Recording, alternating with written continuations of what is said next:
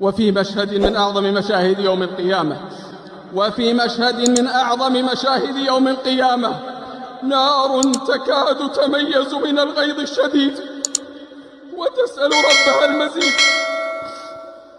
قال عز وجل: يوم نقول لجهنم هل امتلأت وتقول هل من مزيد.